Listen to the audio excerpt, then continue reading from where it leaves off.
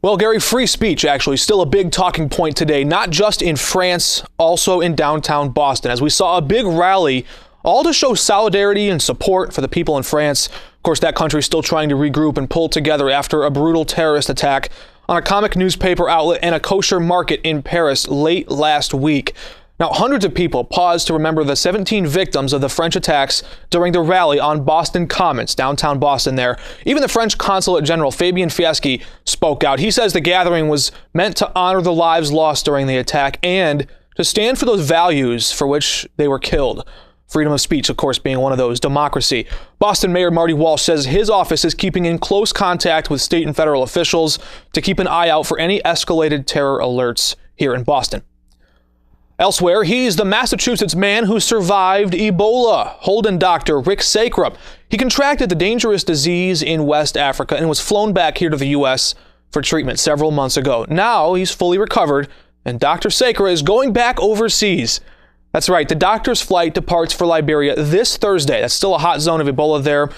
Sacra's going to be there for about a month. Even though health officials say he has an effective immunity to the virus, Sacra will not be working in an Ebola unit. Instead, officials at UMass Medical School, where he teaches, they say he'll be treating patients diagnosed with malaria and other chronic illnesses. It's something he's made quite a career of, going over there for several years and treating different illnesses throughout his tenure.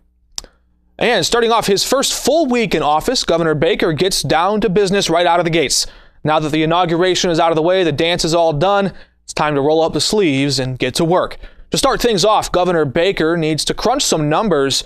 There's a lot of math ahead in his work calendar, if you will. The budget deficit, one of his early priorities. While meeting with several supporters at a Swampscott Town Hall meeting, Baker stopped to inform some reporters in an informal setting that he's already starting to take some action to stop the financial bleeding. A hiring freeze already in place in the state government. No more new hires, at least not for the time being. Baker's administration says he doesn't want to raise taxes or fees to deal with the deficit, and he's still trying to get a clearer picture of exactly what kind of deficit he's dealing with. Now, former Governor Patrick's analysts projected a deficit around $325 million, but another outside financial group ran their own independent analysis, and they say that's just not true.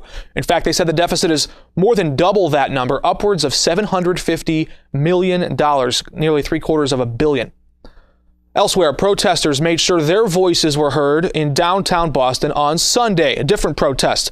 This group set out to warn others about the growing drug problem here in the Bay State. Rally organizers met on Beacon Hill shouting, "We hate heroin." Dozens of people rallied right in front of the State House there to bring attention to what they call the heroin epidemic gripping the state. Rally organizer Billy Paff lost his friend to a heroin overdose, and now he's trying to get a new bill passed on Beacon Hill that would make it mandatory for drug addicts to go into rehab programs for no less than 30 days. Right now, he says drug users usually get out of rehab after about 4 or 5 days, and that's often during their very worst stages of withdrawal, setting them up for failure, going right back to drug use. This just one more problem Governor Baker says he plans to address in his term in office. Of course, one of the biggest controversies you've heard surrounding the heroin epidemic, the so-called wonder drug, Narcan. Doctors have been using it.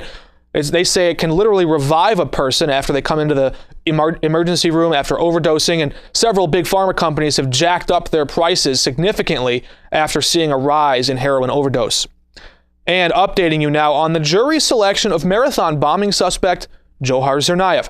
Not much to see right now, especially since no cameras, recording devices of any kind are allowed in a federal courtroom. But even if there were, it still wouldn't be very exciting. Not much to see right now.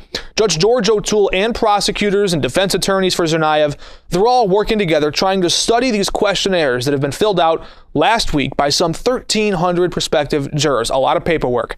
Now on Thursday, they'll begin questioning them each in person. It's all part of the process to narrow down to 12 jurors and 6 alternates. Judge O'Toole has said that he'd like to get people going and the trial started by the last week in January, but as we understand, that's a tall order with that many people in such a high-profile case.